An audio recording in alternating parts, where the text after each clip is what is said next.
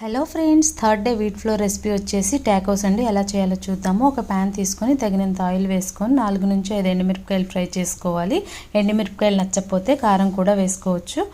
అవి తీసి పక్కకు పెట్టుకొని అదే ప్యాన్లో ఒక ఆనియన్ స్లైసెస్గా కట్ చేసుకొని గోల్డెన్ బ్రౌన్ కంటే కూడా ఎక్కువగా వచ్చే వరకు ఫ్రై చేసుకోవాలి. 2 ఉడికిన ఆలుగడ్డలు మ్యాష్ చేసుకోవాలి. కొత్తిమీర, వేగిన ఆనియన్, ఈ ఎండుమిరపకాయల్లో సాల్ట్ వేసి క్రష్ చేసుకొని ఇదంతా కూడా మిక్చర్ రెడీ చేసుకోవాలి. తగినంత సాల్ట్ వేసుకొని ఈ మిక్చర్ని పక్కకు పెట్టుకోవాలి. మిరపకాయలు అలా బాగా కాలాలి స్మోకీ ఫ్లేవర్తో. ఆ తర్వాత చపాతీ చేసి పెట్టుకొని దాని మీద టమాటో సాస్ కానీ పిజ్జా సాస్ కానీ అప్లై చేసి కర్రీ పెట్టుకొని తురిమిన చీజ్ని పైనుంచి స్ప్రింకిల్ చేసుకొని ఫోల్డ్ చేసి ఇవన్నీ కూడా రెడీ చేసి పెట్టుకోవాలి.